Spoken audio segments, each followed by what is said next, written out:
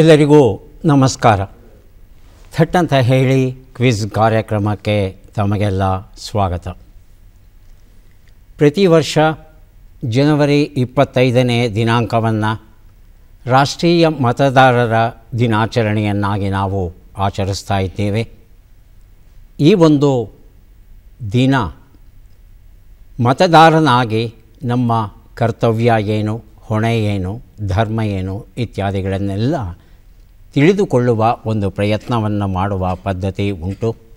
ಹಾಗೆಯೇ ಈ ವರ್ಷವೂ ಸಹ ಒಂದು ವಿಶೇಷವಾದ ಕ್ವಿಜ್ ಕಾರ್ಯಕ್ರಮವನ್ನು ನಾವು ನಡೆಸ್ಕೊಡ್ತಾ ಇದ್ದೇವೆ. ಈ ಕಾರ್ಯಕ್ರಮದಲ್ಲಿ ಭಾಗವಹಿಸೋದಕ್ಕೆ ವಿದ್ಯಾರ್ಥಿಗಳು ಬಂದಿದ್ದಾರೆ.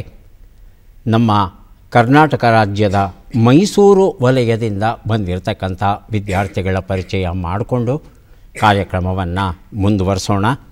ನಮ್ಮ ಮೊದಲ ತಂಡ ಉಡುಪಿ ಜಿಲ್ಲಾ ತಂಡ. ಎಲ್ಲರಿಗೂ ನಮಸ್ಕಾರ. ನನ್ನ ಹೆಸರು ಗ್ರೀಷ್ಮಾ. ನನ್ನ ತಂದೆಯ ಹೆಸರು ನಾಗೇಂದ್ರ ಅಡಿಗ. ನನ್ನ ತಾಯಿಯ ಹೆಸರು ಸುಕನ್ಯಾ.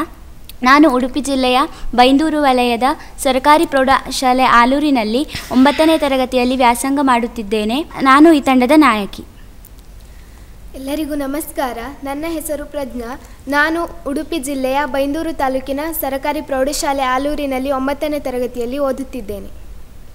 ಉಡುಪಿ ಜಿಲ್ಲಾ ತಂಡಕ್ಕೆ ಸ್ವಾಗತವನ್ನು ಕೋರ್ತಾ ಇದ್ದೇವೆ. ಶುಭವಾಗಲಿ ತಮಗೆ. ಮುಂದಿನ ತಂಡ ದಕ್ಷಿಣ ಕನ್ನಡ ಜಿಲ್ಲೆ. ತಮ್ಮ ಪರಿಚಯ. ನನ್ನ ಹೆಸರು ದೀಪ್ತಿ ಕೆಸಿ. ನಾನು ದಕ್ಷಿಣ ಕನ್ನಡ ಜಿಲ್ಲೆಯ ಪುತ್ತೂರು ತಾಲೂಕಿನ ಕರ್ನಾಟಕ ಪಬ್ಲಿಕ್ ಸ್ಕೂಲ್ ಕೆಯೂರಿನಲ್ಲಿ 10ನೇ ತರಗತಿಯಲ್ಲಿ ಕಲಿತಾ ಇದ್ದೇನೆ. ನನ್ನ ತಂದೆಯ ಹೆಸರು ಚಂದ್ರಶೇಖರ ಕೆಎಸ್ ಮತ್ತು ತಾಯಿಯ ಹೆಸರು ಪುಷ್ಪ.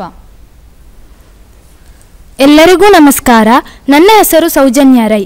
ನಾನು ದಕ್ಷಿಣ ಕನ್ನಡ ಜಿಲ್ಲೆಯ ಪುತ್ತೂರು ತಾಲೂಕಿನ ಕರ್ನಾಟಕ ಪಬ್ಲಿಕ್ ಸ್ಕೂಲ್ ಕೆಯೂರು ಇಲ್ಲಿ 10ನೇ ತರಗತಿಯಲ್ಲಿ ಓದುತ್ತಿದ್ದೇನೆ. ನನ್ನ ತಂದೆಯ ಹೆಸರು ಸುರೇಶ್ ರೈ, ತಾಯಿಯ ಹೆಸರು ವಿಜಯಮಾಲಾ ರೈ ಮತ್ತು ನಾನು ಈ ತಂಡದ ನಾಯಕಿಯಾಗಿದ್ದೇನೆ. ದಕ್ಷಿಣ ಕನ್ನಡ ಜಿಲ್ಲಾ ತಂಡಕ್ಕೆ ಸ್ವಾಗತವನ್ನು ಕೋರ್ತಾ ತಮಗೆ ಶುಭವನ್ನು ಹಾರೈಸ್ತಾ ಇದ್ದೇವೆ. ನಮ್ಮ ಮೂರನೆಯ ತಂಡ ಮೈಸೂರು ಜಿಲ್ಲಾ ತಂಡ. ತಮ್ಮ ಪರಿಚಯ. ಎಲ್ಲರಿಗೂ ನಮಸ್ಕಾರ. ನನ್ನ ಹೆಸರು ಅಂಜಲಿ ಎಸ್.ಜೆ. ನಾನು 9ನೇ ತರಗತಿಯಲ್ಲಿ ವ್ಯಾಸಂಗ ಮಾಡುತ್ತಿದ್ದೇನೆ. ನನ್ನ ಶಾಲೆಯ ಹೆಸರು ಸರ್ಕಾರಿ ಆದರ್ಶ ವಿದ್ಯಾಲಯ, ಹುಣಸೂರು ತಾಲೂಕು, ಮೈಸೂರು ಜಿಲ್ಲೆ. ನನ್ನ ತಂದೆಯ ಹೆಸರು ಜಗದೀಶ್ ಎಚ್. ನನ್ನ ತಾಯಿ ಹೆಸರು ಅನಿತಾ ಎಚ್.ಜಿ. ನಾನು ಈ ತಂಡದ ನಾಯಕಿಯಾಗಿದ್ದೇನೆ. ಎಲ್ಲರಿಗೂ ನನ್ನ ನಮಸ್ಕಾರ. ನನ್ನ ಹೆಸರು ವಿನಯ್ ನಾಯಕ ಜಿ.ವೈ. ನಾನು 9ನೇ ತರಗತಿಯಲ್ಲಿ ವ್ಯಾಸಂಗ ಮಾಡುತ್ತಿದ್ದು ಸರ್ಕಾರಿ ಆದರ್ಶ ವಿದ್ಯಾಲಯ, ಹುಣಸೂರು ತಾಲೂಕು, ಮೈಸೂರು ಜಿಲ್ಲೆಯಿಂದ ಬಂದಿದ್ದೇನೆ. ಮೈಸೂರು ಜಿಲ್ಲಾ ತಂಡಕ್ಕೆ ಸ್ವಾಗತವನ್ನು ಕೋರ್ತಾ ಇದ್ದೇವೆ. ಶುಭವಾಗಲಿ ತಮಗೆ. ನಮ್ಮ 4ನೆಯ ತಂಡ ಚಾಮರಾಜನಗರ ಜಿಲ್ಲೆಯಿಂದ ಬಂದಿದ್ದಾರೆ. ತಮ್ಮ ಪರಿಚಯ. ನನ್ನ ಹೆಸರು ಸಂತೋಷ್. ನಾನು 10ನೇ ತರಗತಿ ಓದುತ್ತಿದ್ದೇನೆ. ನಮ್ಮ ಶಾಲೆಯ ಹೆಸರು ಸರ್ಕಾರಿ ಪ್ರೌಢಶಾಲೆ ಅನ್ನೂರಕೇರಿ. ನನ್ನ ತಾಯಿಯ ಹೆಸರು ರತ್ನಮ್ಮ, ನಮ್ಮ ತಂದೆಯ ಹೆಸರು ಮಹಾದೇವ ಶೆಟ್ಟಿ. ನಾನು ಈ ತಂಡದ ನಾಯಕ ಹಾಗೂ ನಮ್ಮ ಮಾರ್ಗದರ್ಶನ ಶಿಕ್ಷಕರು ಭಾಗ್ಯ ಮೇಡಮ್. ಎಲ್ಲರಿಗೂ ನಮಸ್ಕಾರಗಳು. ನನ್ನ ಹೆಸರು ಸಚಿನ್. ನಾನು ಸರ್ಕಾರಿ ಪ್ರೌಢಶಾಲೆ ಅಣ್ಣೂರಕೇರಿ, ಗುಂಡ್ಲುಪೇಟೆ ತಾಲೂಕು, ಚಾಮರಾಜನಗರ ಜಿಲ್ಲೆಯಲ್ಲಿ 9ನೇ ತರಗತಿಯಲ್ಲಿ ವ್ಯಾಸಂಗ ಮಾಡುತ್ತಿದ್ದೇನೆ. ನನ್ನ ತಂದೆಯ ಹೆಸರು ಸ್ವಾಮಿ, ನನ್ನ ತಾಯಿಯ ಹೆಸರು ಸಂಗೀತ, ನಮ್ಮ ಮಾರ್ಗದರ್ಶಕರು ಭಾಗ್ಯ ಮೇಡಮ್. ಚಾಮರಾಜನಗರ ಜಿಲ್ಲಾ ತಂಡಕ್ಕೆ ಸ್ವಾಗತವನ್ನು ಕೋರ್ತಾ ಇದ್ದೇವೆ. ಶುಭವಾಗಲಿ ತಮಗೆ. 4 ತಂಡಗಳು ಸಿದ್ಧವಾಗಿದ್ದರೆ ಕ್ವಿಜ್ ಆರಂಭಿಸೋಣ. ಮೊದಲಿಗೆ ನಿಯಮಗಳನ್ನು ಒಮ್ಮೆ ನೋಡಿಬಿಡೋಣ. ಒಟ್ಟು 15 ಬಹು ಆಯ್ಕೆಯ ಪ್ರಶ್ನೆಗಳು. ಪ್ರತಿ ಸರಿ ಉತ್ತರಕ್ಕೆ 10 ಅಂಕಗಳು. ಆಯ್ಕೆಗಳು ಬರುವ ಮೊದಲೇ ಬಜರ್ ಒತ್ತಿ ಸರಿ ಉತ್ತರ ನೀಡಿದರೆ 20 ಅಂಕಗಳು ದೊರೆಯುತ್ತವೆ. ನಕಾರಾತ್ಮಕ ತಂತ್ರಗಳಿಗೆ ಅವಕಾಶವಿಲ್ಲ. ಕಾರ್ಯಕ್ರಮದ ಮೊದಲ ಪ್ರಶ್ನೆ ಈಗ ಬಂತು. ಪ್ರಶ್ನೆಯನ್ನು ನೋಡೋಣ. ಭಾರತದ ಲೋಕಸಭೆಯಲ್ಲಿ ಒಟ್ಟು ಎಷ್ಟು ಸ್ಥಾನಗಳಿವೆ? ಮೊದಲಿಗೆ ಚಾಮರಾಜನಗರ ಜಿಲ್ಲೆ, ಆನಂತರ ಮೈಸೂರು ಜಿಲ್ಲೆ. ಚಾಮರಾಜನಗರ ತಮ್ಮ ಉತ್ತರ. ಪ್ರಸ್ತುತ 545. 3+2 ಆಂಗ್ಲೋ ಇಂಡಿಯನ್ ತೆಗೆದಕರ 543. ಗೊಂದಲ ಮಾಡ್ಕೋಬೇಡಿ. 543. 543. ಹೇಳಿ ಮೈಸೂರು. 543 ಸ್ಥಾನಗಳಿವೆ. 543 ಆಯ್ಕೆಗಳನ್ನು ನೋಡೋಣ.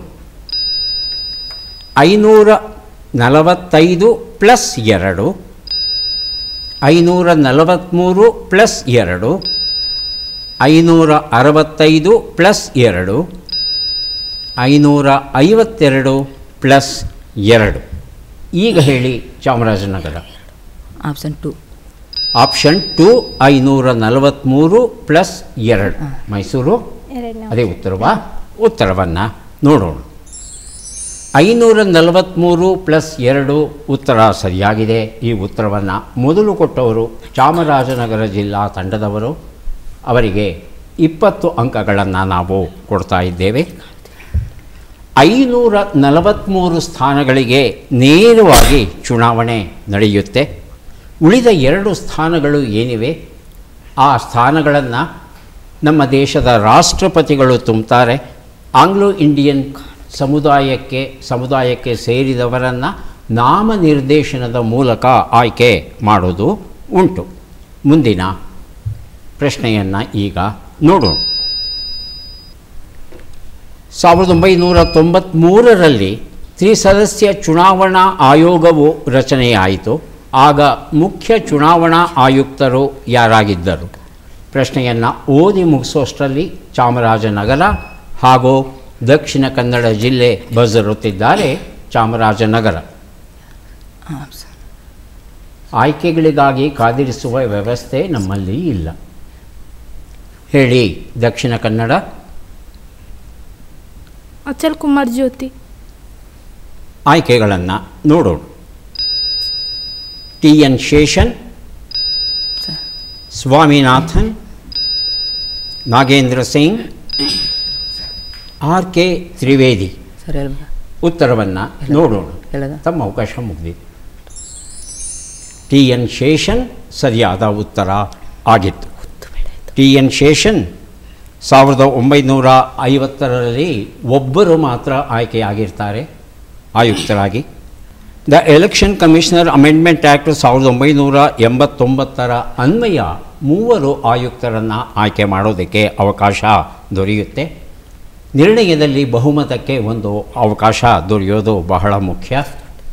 ಈಗ ಸದ್ಯಕ್ಕೆ ಮುಖ್ಯ ಚುನಾವಣಾ ಆಯುಕ್ತರಾಗಿ ರಾಜೀವ್ ಕುಮಾರ್ ಅವರು, ಅವರ ಸಹಾಯಕರಾಗಿ ಆಯುಕ್ತರಾದಂಥ ಅನೂಪ್ ಚಂದ್ರ ಪಾಂಡೆ ಹಾಗೂ ಅರುಣ್ ಗೋಯಲ್ ಅವರು ಕೆಲಸವನ್ನು ನಿರ್ವಹಿಸ್ತಾ ಇದ್ದಾರೆ. ಮುಂದಿನ ಪ್ರಶ್ನೆಗೆ ಈಗ ಹೋಗೋಣ. ಭಾರತದ ರಾಷ್ಟ್ರಪತಿ ಚುನಾವಣೆಗೆ ಸಂಬಂಧಿಸಿದಂತೆ ಈ ಕೆಳಗಿನ ಯಾವ ಹೇಳಿಕೆಗಳು ಸರಿಯಾಗಿವೆ? ಹೇಳಿಕೆಗಳನ್ನು ನೋಡ್ತಾ ಹೋಗೋಣ. ಹೇಳಿಕೆ 1, ನಾಮನಿರ್ದೇಶಿತ ಸದಸ್ಯರೂ ಮತವನ್ನು ಚಲಾಯಿಸಬಹುದು. ಹೇಳಿಕೆ 2, ನೋಟ ಅನ್ವಯಿಸುತ್ತದೆ. ಹೇಳಿಕೆ 3, ಪಕ್ಷಾಂತರ ನಿಷೇಧ ಮತ್ತು ನಿಯಂತ್ರಣ ಕಾಯ್ದೆಗಳು ಅನ್ವಯಿಸುವುದಿಲ್ಲ. ಹೇಳಿಕೆ 4, ಮತದಾರನು ತನ್ನ ಪ್ರತಿನಿಧಿಯ ಮೂಲಕ ಮತವನ್ನು ಚಲಾಯಿಸುವಂತಿಲ್ಲ. ಮೊದಲಿಗೆ ಬರೆದಿರುತ್ತಿದ್ದಾರೆ ಚಾಮರಾಜನಗರ, ಆನಂತರ ಉಡುಪಿ. ಚಾಮರಾಜನಗರ ತಮ್ಮ ಉತ್ತರ. 2 ಮತ್ತು 4. 2 ಮತ್ತು 4. ಹೌದಾ? 2 ಮತ್ತು 4. ಹೇಳಿ ಉಡುಪಿ. 3. ಬರೀ 3 ಮಾತ್ರನಾ? ಆಯ್ಕೆಗಳನ್ನು ನೋಡೋಣ. 1 ಮತ್ತು 2, 3 ಮತ್ತು 4, 1, 2 ಮತ್ತು 3 ಎಲ್ಲವೂ. ಈಗ ಸರಿಯಾದ ಉತ್ತರವನ್ನು ನೋಡೋಣ. 3 ಮತ್ತು 4 ಹೇಳಿಕೆಗಳು ಸರಿಯಾಗಿವೆ. ಪಕ್ಷಾಂತರ ನಿಷೇಧ ಮತ್ತು ನಿಯಂತ್ರಣ ಕಾಯ್ದೆಗಳು ಅನ್ವಯ ಆಗಲ್ಲ. ಮತದಾರನು ತನ್ನ ಪ್ರತಿನಿಧಿಯ ಮೂಲಕ ಮತವನ್ನು ಚಲಾಯಿಸೋಕ್ಕೆ ಸಾಧ್ಯ ಇಲ್ಲ. ಸ್ವತಃ ಬಂದು ಮತವನ್ನು ಚಲಾಯಿಸಬೇಕಾಗುತ್ತೆ. ಪಾರ್ಲಿಮೆಂಟಿನ ಲೋಕಸಭೆ ಮತ್ತು ರಾಜ್ಯಸಭೆ ಸದಸ್ಯರು, ರಾಜ್ಯಗಳ ವಿಧಾನಸಭೆ ಸದಸ್ಯರು, ಕೇಂದ್ರಾಡಳಿತ ಪ್ರದೇಶದ ವಿಧಾನಸಭಾ ಸದಸ್ಯರು ಮಾತ್ರ ಮತವನ್ನು ಚಲಾಯಿಸೋದಕ್ಕೆ ಅವಕಾಶವಿರುತ್ತೆ ರಾಷ್ಟ್ರಪತಿಗಳ ಚುನಾವಣೆಗೆ ಸಂಬಂಧಪಟ್ಟ ಹಾಗೆ. ಮುಂದಿನ ಪ್ರಶ್ನೆಯನ್ನು ನೋಡೋಣ. ಕರ್ನಾಟಕದಲ್ಲಿ 2004ರಲ್ಲಿ ನಡೆದ ಯಾವ ವಿಧಾನಸಭಾ ಕ್ಷೇತ್ರದ ಚುನಾವಣೆಯಲ್ಲಿ ಕೇವಲ 1 ಮತದಿಂದ ವಿಜಯವನ್ನು ಗಳಿಸಿದ್ರು? ಹೇಳಿ. ಚಾಮರಾಜನಗರ. ಸಂತೆಮಾರಹಳ್ಳಿ. ಎರಡನೇದಾಗಿ ಬರೆದಿರುತ್ತಿದ್ದವರು ದಕ್ಷಿಣ ಕನ್ನಡ ಜಿಲ್ಲೆ. ಸಂತೆಮಾರಹಳ್ಳಿ. ಅದೇ ಉತ್ತರವ? ಆಯ್ಕೆಗಳನ್ನು ನೋಡೋಣ. ರೋಣ, ಚಿಕ್ಕನಾಯಕನಹಳ್ಳಿ, ಸಂತೆಮಾರಹಳ್ಳಿ, ಹಾಗೂ ಬಂಟ್ವಾಳ. ಸಂತೆಮಾರಹಳ್ಳಿ ಅಂತ ಹೇಳ್ತಾ ಇದ್ದೀರಿ, ಹೌದಾ? ನೋಡು, ಸಂತೆಮಾರಹಳ್ಳಿ ಉತ್ತರ ಸರಿಯಾಗಿದೆ. ಈ ಉತ್ತರವನ್ನು ಮೊದಲು ಕೊಟ್ಟವರು ಚಾಮರಾಜನಗರ ಜಿಲ್ಲಾ ವಿದ್ಯಾರ್ಥಿಗಳು. ಅವರಿಗೆ 20 ಅಂಕಗಳನ್ನು ಕೊಡ್ತಾ ಇದ್ದೇವೆ. ಕೃಷ್ಣಮೂರ್ತಿ ಅವರಿಗೆ 40,751 ಮತಗಳು ದೊರೆಯುತ್ತೆ. ಅವರ ವಿರುದ್ಧ ನಿಂತಹ ಧ್ರುವನಾರಾಯಣ ಅವರಿಗೆ 40,752 ಅಂಕಗಳು ಮತಗಳು ದೊರೆಯುತ್ತೆ. ಅಂದರೆ ಒಂದೇ ಒಂದು ಮತ ಹೆಚ್ಚುವರಿಯಾಗಿ ದೊರೆಯುತ್ತೆ.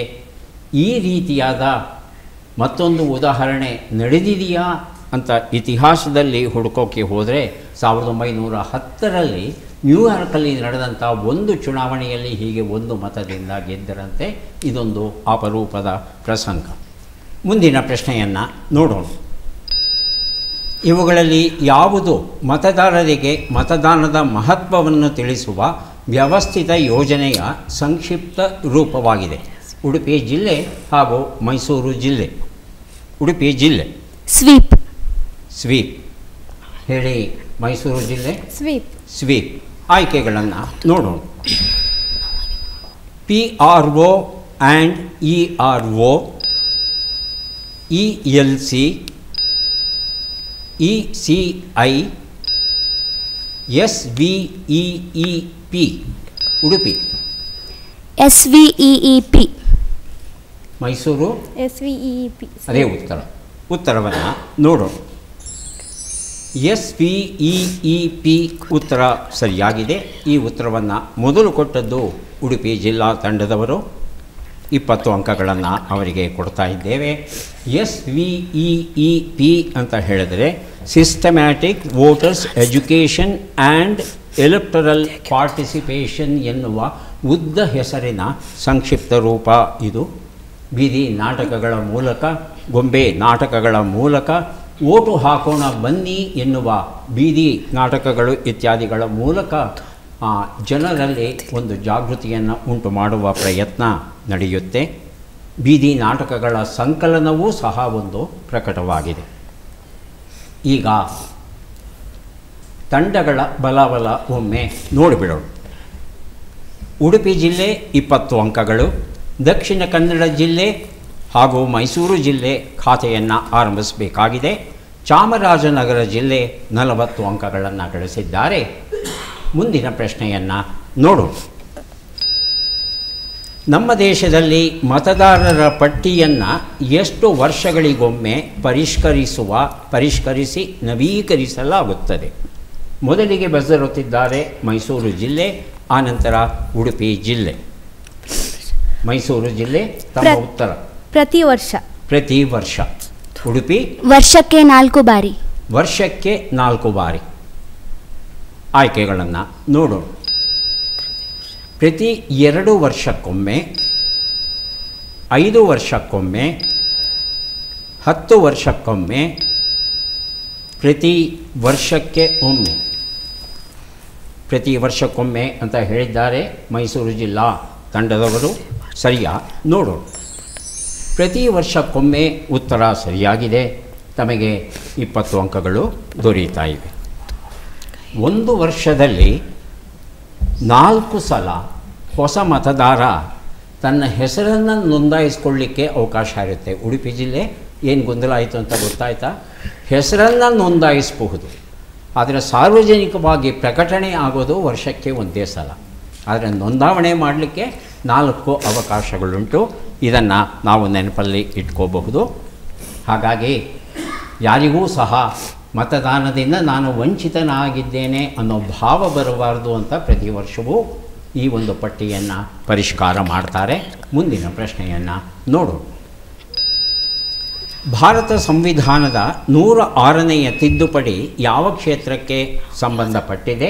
ಮೊದಲಿಗೆ ಚಾಮರಾಜನಗರ ಜಿಲ್ಲೆ ತಮ್ಮ ಉತ್ತರ. ವಿಧಾನಸಭೆ ಹೇಳಿ. ದಕ್ಷಿಣ ಕನ್ನಡ ಜಿಲ್ಲೆ ಮಹಿಳೆಯರಿಗೆ ಮೀಸಲಾತಿ ನೀಡುವ ಬಗ್ಗೆ. ಮಹಿಳೆಯರಿಗೆ ಮೀಸಲಾತಿ ನೀಡುವುದರ ಬಗ್ಗೆ ಅಂತ ತಾವು ಹೇಳ್ತಾ ಇದ್ದೀರಿ. ಆಯ್ಕೆಗಳನ್ನು ನೋಡೋಣ. ಆರ್ಥಿಕ ದುರ್ಬಲರಿಗೆ ಮೀಸಲಾತಿ, ಮಹಿಳಾ ಮೀಸಲಾತಿ, ಆಂಗ್ಲೋ ಇಂಡಿಯನ್ ಮೀಸಲಾತಿ, ಹಿಂದುಳಿದ ವರ್ಗಗಳನ್ನು ಗುರುತಿಸುವಿಕೆ. ಮಹಿಳಾ ಮೀಸಲಾತಿ ಅನ್ನೋ ಉತ್ತರ ನಮ್ಮ ಆಯ್ಕೆಗಳುಂಟು. ಅದು ಸರಿಯಾ ಅನ್ನೋದನ್ನು ನೋಡೋಣ. ಮಹಿಳಾ ಮೀಸಲಾತಿ ಉತ್ತರ ಸರಿಯಾಗಿದೆ. ಆಯ್ಕೆಗಳು ಬರೋದಕ್ಕೆ ಮೊದಲೇ ತಾವು ಉತ್ತರ ಕೊಟ್ಟಿದ್ದೀರಿ. 20 ಅಂಕಗಳನ್ನು ತಮಗೆ ಕೊಡ್ತಾ ಇದ್ದೇವೆ. 106ನೇ ತಿದ್ದುಪಡಿ ಮಹಿಳಾ ಮೀಸಲಾತಿ ಅಧಿನಿಯಮವನ್ನು ರೂಪಿಸುತ್ತೆ. ಅಧಿನಿಯಮ 2023 ಅನ್ನೋ ಹೆಸರಲ್ಲಿ. ಇದಕ್ಕೆ ಇನ್ನೂ ಒಂದು ಹೆಸರು ಉಂಟು ನಮ್ಮಲ್ಲಿ, ನಾರಿ ಶಕ್ತಿ ಬಂಧನ್ ಅಧಿನಿಯಂ ಅಂತಲೂ ಕರೀತಾರೆ. ಮುಂಬರುವ ರಾಜ್ಯ ಹಾಗೂ ಲೋಕಸಭಾ ಚುನಾವಣೆಗಳಲ್ಲಿ ಮಹಿಳೆಯರಿಗೆ 33% ಒಂದು ಮೀಸಲಾತಿಯನ್ನು ಕೊಡಬೇಕು ಅಂತ ಹೇಳುತ್ತೆ ಈ ಅಧಿನಿಯಮ. ಆದರೆ ವಿಶೇಷ ಏನಂದರೆ, ಜಗತ್ತಿನ ಹಲವು ದೇಶಗಳಲ್ಲಿ ಈ 33% ಅಂತ ನಾವೇನು ಈಗ ಜಾರಿಗೆ ತರ್ತಾ ಇದ್ದೇವೆ ಅದಕ್ಕಿಂತಲೂ ಮೊದಲೇ ಹೆಚ್ಚು ಮಹಿಳೆಯರಿಗೆ ಅವಕಾಶ ಮಾಡಿಕೊಟ್ಟಿದ್ದಾರೆ. ರವಾಂಡಾ ದೇಶದಲ್ಲಿ ಇರ್ತಕ್ಕಂಥ 61% ಮಹಿಳಾ ಪ್ರಾತಿನಿಧ್ಯ ಉಂಟಂತೆ ರವಾಂಡಾದಲ್ಲಿ. ಕ್ಯೂಬಾದಲ್ಲಿ 53% ಪ್ರಾತಿನಿಧ್ಯ, ನಿಕರಾಗುವಾದಲ್ಲಿ 50% ಪ್ರಾತಿನಿಧ್ಯ. ಅಷ್ಟೆಲ್ಲ ಯಾಕೆ, ಬಾಂಗ್ಲಾದೇಶಲ್ಲೂ 20% ಪ್ರಾತಿನಿಧ್ಯ ಉಂಟಂತೆ ಮಹಿಳೆಯರಿಗೆ. ನಮ್ಮ ದೇಶದಲ್ಲಿ 15% ಪ್ರಾತಿನಿಧ್ಯ ಪ್ರಸ್ತುತ ಇದೆ. ಇದನ್ನು 33ಕ್ಕೆ ನಾವು ಏರಿಸಿದ್ದೇವೆ. ಮುಂದಿನ ಪ್ರಶ್ನೆಗೆ ಹೋಗೋಣ. 2024ರಲ್ಲಿ ಲೋಕಸಭಾ ಚುನಾವಣಾ ನಡೆಯಲಿದೆ. ಇದು ಎಷ್ಟನೆಯ ಸಾರ್ವತ್ರಿಕ ಚುನಾವಣೆ ಆಗಲಿದೆ? ಬಜರ್ ಒತ್ತಿದವರು ಮೊದಲು ಉಡುಪಿ, ಆನಂತರ ದಕ್ಷಿಣ ಕನ್ನಡ ಜಿಲ್ಲೆಯವರು. ಉಡುಪಿ ತಮ್ಮ ಉತ್ತರ 18. ಹೇಳಿ. ಚಾಮರಾಜನಗರ ಅಲ್ಲ, ದಕ್ಷಿಣ ಕನ್ನಡ ಜಿಲ್ಲೆ 18. ಆಯ್ಕೆಗಳನ್ನು ನೋಡೋಣ. 17ನೇ ಸಾರ್ವತ್ರಿಕ ಚುನಾವಣೆ, 20ನೇ ಸಾರ್ವತ್ರಿಕ ಚುನಾವಣೆ, 19ನೇ ಸಾರ್ವತ್ರಿಕ ಚುನಾವಣೆ, 18ನೇ ಸಾರ್ವತ್ರಿಕ ಚುನಾವಣೆ. 18 ಅಂತ ತಾವು ಹೇಳ್ತಾ ಇದ್ದೀರಿ. ಉತ್ತರ ಸರಿಯಾ? ನೋಡೋಣ. 18ನೇ ಸಾರ್ವತ್ರಿಕ ಚುನಾವಣೆ ಉತ್ತರ ಸರಿಯಾಗಿದೆ. ಈ ಉತ್ತರವನ್ನು ಮೊದಲು ಕೊಟ್ಟದ್ದು ಉಡುಪಿ ಜಿಲ್ಲಾ ತಂಡದವರು. ಅವರಿಗೆ 20 ಅಂಕಗಳನ್ನು ಕೊಡ್ತಾ ಇದ್ದೇವೆ.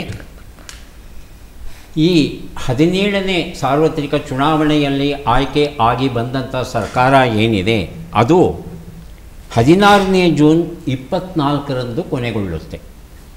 ಅದಾದ 6 ತಿಂಗಳ ಒಳಗೆ 18ನೇ ಸಾರ್ವತ್ರಿಕ ಚುನಾವಣೆ ನಡೆಯಬೇಕಾಗುತ್ತೆ. 543 ಸ್ಥಾನಗಳಿಗೆ. ಮುಂದಿನ ಪ್ರಶ್ನೆಯನ್ನು ನೋಡೋಣ.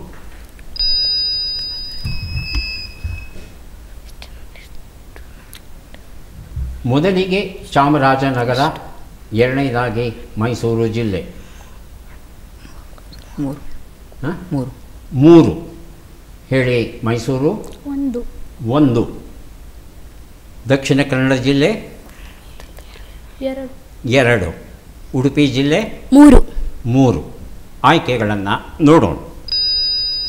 ಸಾಮಾನ್ಯ ಮತದಾರರು, ಅನಿವಾಸಿ ಮತದಾರರು, ಸೇನಾ ಮತದಾರರು, ಅಂಗವಿಕಲ ಮತದಾರರು. ಇಷ್ಟು ಆಯ್ಕೆಗಳು ನಮ್ಮಲ್ಲಿ ಇವೆ. ಇವುಗಳಲ್ಲಿ ಆಯ್ಕೆಗಳು ಯಾವುದು ಅನ್ನೋದನ್ನು ನೋಡೋಣ. 1 ಮತ್ತು 3, 1, 2 ಮತ್ತು 3, 1 ಮತ್ತು 4 ಹಾಗೂ ಎಲ್ಲವೂ. ಮೊದಲ ಅವಕಾಶ ಚಾಮರಾಜನಗರ ಜಿಲ್ಲಾ ತಂಡಕ್ಕೆ. Sir option 2 1, 2, 3. ಏನಪ್ಪ? ಆಪ್ಷನ್ 2 1, 2, 3. 1, 2, 3. ಮೈಸೂರು 4 ಎಲ್ಲವೂ. ಉತ್ತರವನ್ನು ನೋಡೋಣ. 1, 2, 3 ಅನ್ನೋದು ಸರಿಯಾದ ಉತ್ತರ. ಸಾಮಾನ್ಯ ಮತದಾರರು ನಮಗೆಲ್ಲ ಗೊತ್ತಿದ್ದಾರೆ. ಸೇನಾ ಮತದಾರರು ಹಾಗೂ ಅನಿವಾಸಿ ಭಾರತೀಯರು, ವಿದೇಶಾಂಗ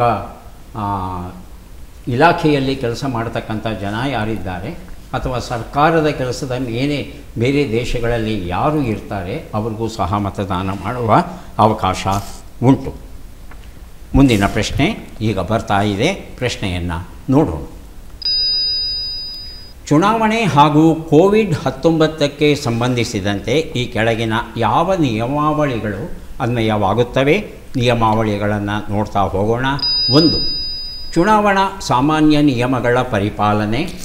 2. ಕೋವಿಡ್ ನಿಯಮಾನುಸಾರ ಸಾರ್ವಜನಿಕ ಸಭೆ. 3. ಮುಖಕವಚ ಧಾರಣೆ. 4. ವ್ಯಕ್ತಿಗಳ ನಡುವೆ 6 ಅಡಿ ಅಂತರ. ಮೊದಲಿಗೆ ಚಾಮರಾಜನಗರ, ಆನಂತರ ಮೈಸೂರು. ಚಾಮರಾಜನಗರ 3-4 ಅಷ್ಟೇ. 2-3-4 ಒಂದೆಲ್ಲ ಇಟ್ಕೋಬೇಡಿಪ್ಪ, ಹೇಳಿ. 2-3-4 2-3-4. ಮೈಸೂರು ಜಿಲ್ಲೆ 3 ಮತ್ತು 4. 3 ಮತ್ತು 4 ಆಯ್ಕೆಗಳನ್ನು ನೋಡೋಣ.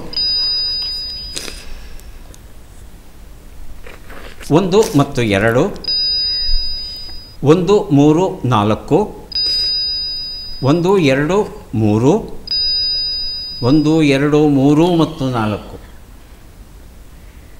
ಉತ್ತರವನ್ನು ನೋಡೋಣ.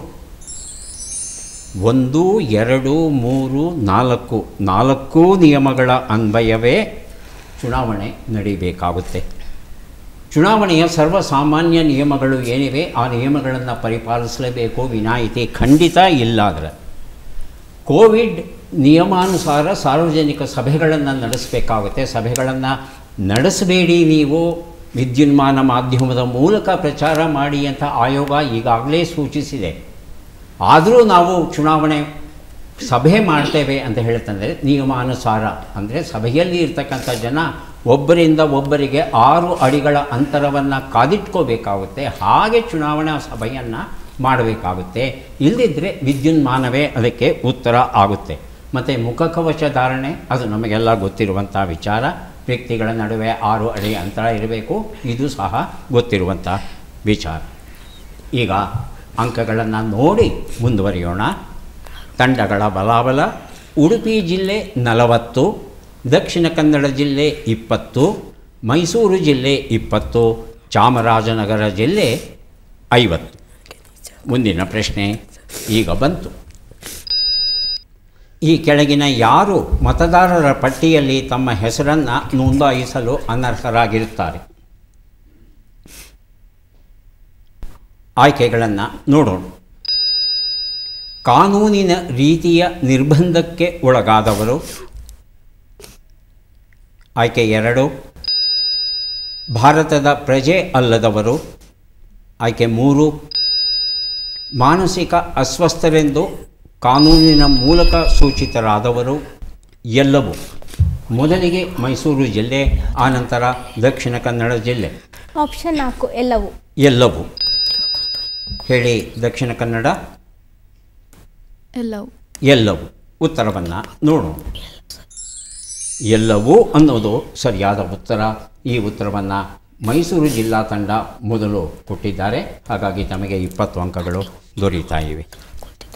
ಮಾನಸಿಕ ಅಸ್ವಸ್ಥರು ಅಂತ ಹೇಳಿ ನ್ಯಾಯಾಲಯ ಘೋಷಿಸಿರಬೇಕಾಗುತ್ತೆ. ಕೇವಲ ವೈದ್ಯರು ಒಂದು ಪ್ರಮಾಣ ಪತ್ರವನ್ನು ಕೊಟ್ಟರೆ ಸಾಕಾಗಲ್ಲ, ಅದು ನ್ಯಾಯಾಲಯದಲ್ಲಿ ಒಪ್ಪಿತವಾಗಬೇಕಾಗುತ್ತೆ. ಮುಂದಿನ ಪ್ರಶ್ನೆ. ಭಾರತದ ಯಾವ ರಾಜ್ಯದಲ್ಲಿ ಒಂದೇ ಒಂದು ಲೋಕಸಭಾ ಕ್ಷೇತ್ರವಿದೆ? ಮೊದಲಿಗೆ ಬಸರುತ್ತಿದ್ದಾರೆ ಚಾಮರಾಜನಗರ, ಆನಂತರ ದಕ್ಷಿಣ ಕನ್ನಡ ಜಿಲ್ಲೆ. ಚಾಮರಾಜನಗರ, ಜೋರಾಗಿ ಹೇಳಿ. ಮಿಜೋರಾಂ ಹೇಳಿ. ದಕ್ಷಿಣ ಕನ್ನಡ ಜಿಲ್ಲೆ ಮಿಜೋರಾಂ. ಆಯ್ಕೆಗಳನ್ನು ನೋಡೋಣ. ಮಿಜೋರಾಂ, ಸಿಕ್ಕಿಂ, ತ್ರಿಪುರ ಹಾಗೂ ಮೇಘಾಲಯ. ಮಿಜೋರಾಂ ಅಂತ ಹೇಳ್ತಾ ಇದ್ದೀರಿ, ಉತ್ತರ ಸರಿಯಾ ನೋಡೋಣ. ಮಿಜೋರಾಂ ಉತ್ತರ ಸರಿಯಾಗಿದೆ. ಚಾಮರಾಜನಗರ ಜಿಲ್ಲಾ ವಿದ್ಯಾರ್ಥಿಗಳು ಈ ಉತ್ತರವನ್ನು ಕೊಟ್ಟಿದ್ದಾರೆ. 20 ಅಂಕಗಳನ್ನು ಅವರಿಗೆ ಕೊಡ್ತಾ ಇದ್ದೇವೆ. 1972ರಲ್ಲಿ ಈ ಒಂದು ಸ್ಥಾನ ಅಸ್ತಿತ್ವಕ್ಕೆ ಬರುತ್ತೆ. ಪರಿಶಿಷ್ಟ ವರ್ಗಕ್ಕೆ ಮೀಸಲಾಗಿದೆ ಈ ಒಂದು ಸ್ಥಾನ. ಸುಮಾರು 7 ಲಕ್ಷ ಮತದಾರರು ಇದ್ದಾರಂತೆ ಈ ಮಿಜೋರಾಂ ಕ್ಷೇತ್ರದಲ್ಲಿ. ಮುಂದಿನ ಪ್ರಶ್ನೆಯನ್ನು ನೋಡೋಣ. 1951-52 ಪ್ರಥಮ ಸಾರ್ವತ್ರಿಕ ಚುನಾವಣೆಯಲ್ಲಿ ಭಾಗವಹಿಸಿದ ಒಟ್ಟು ಮತದಾರರ ಸಂಖ್ಯೆ ಎಷ್ಟು? ಉಡುಪಿ ಜಿಲ್ಲೆ 173 ದಶಲಕ್ಷ. 173 ದಶಲಕ್ಷ ಅಂತ ಹೇಳ್ತಾ ಇದ್ದಾರೆ. ಎರಡನೇದಾಗಿ ಬಸರದ್ದವರು ಮೈಸೂರು ತಂಡದವರು 173 ದಶಲಕ್ಷ. ಅದೇ ಉತ್ತರವಾ? ಆಯ್ಕೆಗಳನ್ನು ನೋಡು. ಸುಮಾರು 150 ದಶಲಕ್ಷ, ಸುಮಾರು 186 ದಶಲಕ್ಷ, ಸುಮಾರು 330 ದಶಲಕ್ಷ ಹಾಗೂ ಸುಮಾರು 173 ದಶಲಕ್ಷ. ಉತ್ತರವನ್ನು ನೋಡು. 173 ದಶಲಕ್ಷ ಅನ್ನೋದು ಸರಿಯಾದ ಉತ್ತರ. ಉಡುಪಿ ತಂಡದವರು ಈ ಉತ್ತರವನ್ನು ಮೊದಲು ಕೊಟ್ಟಿದ್ದಾರೆ. ಅವರಿಗೆ 20 ಅಂಕಗಳನ್ನು ಕೊಡ್ತಾ ಇದ್ದೇವೆ. 1951-52 ಅವಧಿಯಲ್ಲಿ 489 ಸ್ಥಾನಗಳಿಗೆ ಚುನಾವಣೆ ನಡೆಯುತ್ತೆ. ಶ್ಯಾಮ್ ಪ್ರಸಾದ್ ಮುಖರ್ಜಿ ಅವರು ಜನಸಂಘವನ್ನು, ಅಂಬೇಡ್ಕರ್ ಅವರು ಶೆಡ್ಯೂಲ್ಡ್ ಕ್ಯಾಸ್ಟ್ ಫೆಡರೇಷನ್ನನ್ನು, ಆಚಾರ್ಯ ಕೃಪಲಾನಿ ಅವರು ಕಿಸಾನ್ ಮಜ್ದೂರ್ ಪ್ರಜಾ ಪರಿಷದ್ ಅನ್ನೋದನ್ನು, ಲೋಹಿಯಾ ಅವರು ಸಮಾಜವಾದಿ ಪಕ್ಷವನ್ನು ಹಾಗೂ CPI ಪಕ್ಷ ಇವರೆಲ್ಲರೂ ಸೇರಿ ಈ ಚುನಾವಣೆಯಲ್ಲಿ ಭಾಗವಹಿಸ್ತಾರೆ. 2019 ಚುನಾವಣೆ ಏನು ನಡೀತು ಅದರಲ್ಲಿ 912 ದಶಲಕ್ಷ ಜನ ಭಾಗವಹಿಸಿದ್ರಂತೆ. ಈಗ 2024ರಲ್ಲಿ ಎಷ್ಟು ಜನ ಭಾಗವಹಿಸಬಹುದು ಅನ್ನೋ ಕುತೂಹಲ ಬರುತ್ತೆ. ಅದು ಜನವರಿ ಅಂಕೆ ಸಂಖ್ಯೆಯ ಅನ್ವಯ ಜನವರಿ ಆರಂಭದಲ್ಲಿ 945 ದಶಲಕ್ಷ ಮತದಾರರು ಭಾಗವಹಿಸಬಹುದು ಅನ್ನೋ ಒಂದು ನಿರೀಕ್ಷೆ ಉಂಟು. ಮುಂದಿನ ಪ್ರಶ್ನೆಯನ್ನು ನೋಡೋಣ. ಈ ಚಿತ್ರದಲ್ಲಿರುವವರನ್ನು ಗುರುತಿಸಿ. ಚಿತ್ರ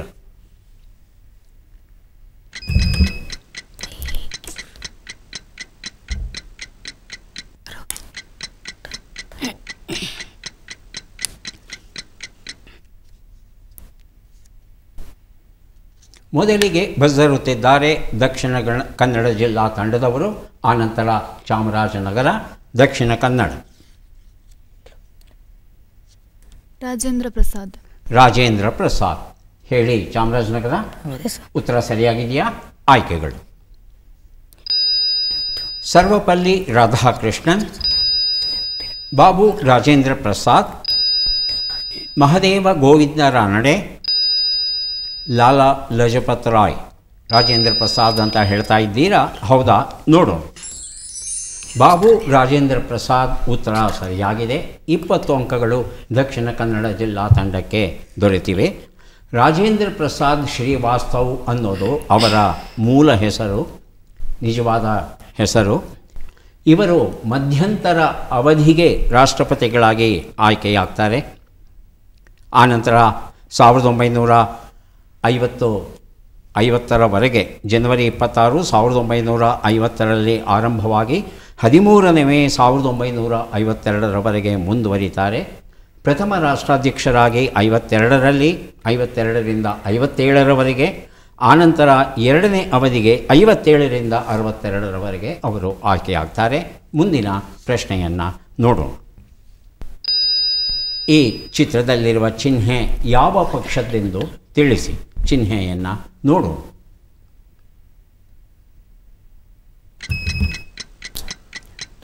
ಮೊದಲಿಗೆ ಚಾಮರಾಜನಗರ ಜಿಲ್ಲೆ, ಆನಂತರ ಉಡುಪಿ ಜಿಲ್ಲೆ. ಚಾಮರಾಜನಗರ. ಪೂರ್ತಿ ಹೆಸರಪ್ಪ. ಜನತಾ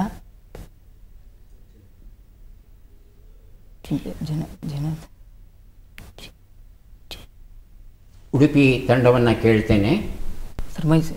JDS. ಹೇಳಪ್ಪ. JDS. ಜನತಾದಳ ಎಸ್ ಅಂತಲ್ಲ? ಸರಿಯಾಗಿ ಕೇಳಿಸ್ಕೊಂಡಿದ್ದೀನ ನಾನು? ಜನತಾದಳ. JDS. ಹಾಂ ಹೇಳಿ. Udupi. Janata Dal United, JDU. JDU. ಆಯ್ಕೆಗಳನ್ನು ನೋಡು. ಲೋಕ ಜನಶಕ್ತಿ ಪಾರ್ಟಿ ಪಾಸ್ವಾನ್ ಕಡೆಯವರದ್ದು, ಜನತಾದಳ ಸಂಯುಕ್ತ, ಜನತಾದಳ ಜಾತ್ಯತೀತ ಹಾಗೂ ರಾಷ್ಟ್ರೀಯ ಜನತಾದಳ. ಉತ್ತರವನ್ನು ನೋಡೋಣ. ಜನತಾದಳ ಸಂಯುಕ್ತ ಅನ್ನೋದು ಸರಿಯಾದ ಉತ್ತರ. ತಾವೇನು ಹೇಳಿದ್ರಿ? ಜನತಾದಳ. ಯುನೈಟೆಡ್ ಅಂತ ಹೇಳಿದ್ರೆ ಇಲ್ಲ ಸರ್. ಮತ್ತು ಶಬ್ದ ಬಳಸಬೇಕಲ್ವಾ? ಬರೀ ಜನತಾದಳ ಅಂತ ಹೇಳಿದರೆ ಉತ್ತರ ಸಿಗಲಾರದು. ಯುನೈಟೆಡ್ ಅನ್ನೋದು ಬಹಳ ಮುಖ್ಯ ಆಗುತ್ತೆ. ಹಾಗಾಗಿ ಸಂಯುಕ್ತ ಅನ್ನೋ ಉತ್ತರವನ್ನು ಕೊಟ್ಟಂಥ ಉಡುಪಿ ಜಿಲ್ಲಾ ತಂಡಕ್ಕೆ ಅಂಕಗಳನ್ನು ಕೊಡ್ತಾ ಇದ್ದೇವೆ. ಈಗ ಯಾರಿಗೆ ಎಷ್ಟು ಅಂಕಗಳು ಬಂದಿವೆ, ಯಾರು ಮುಂದಿನ ಹಂತಕ್ಕೆ ಹೋಗಲಿದ್ದಾರೆ ಅದನ್ನು ನೋಡೋಣ. ಅಂಕಗಳ ಬಲಾಬಲ: ಉಡುಪಿ ಜಿಲ್ಲೆ 80 ಅಂಕಗಳು, ದಕ್ಷಿಣ ಕನ್ನಡ ಜಿಲ್ಲೆ 40 ಅಂಕಗಳು, ಮೈಸೂರು ಜಿಲ್ಲೆ 40 ಅಂಕಗಳು, ಚಾಮರಾಜನಗರ ಜಿಲ್ಲೆ 70 ಅಂಕಗಳನ್ನು ಗಳಿಸಿದ್ದಾರೆ. ಅತ್ಯಂತ ಹೆಚ್ಚು ಅಂಕವನ್ನು ಗಳಿಸಿದವರು ಉಡುಪಿ ಜಿಲ್ಲಾ ತಂಡದವರು 80 ಅಂಕಗಳನ್ನು ಅವರು ಗಳಿಸಿದ್ದಾರೆ. ಹಾಗಾಗಿ ಸಹಜವಾಗಿ ಅವರು ಅಂತಿಮ ಸುತ್ತಿಗೆ ಆಯ್ಕೆಯಾಗಿದ್ದಾರೆ. ಮತ್ತೆ ಭೇಟಿಯಾಗೋಣ. ನಮಸ್ಕಾರ.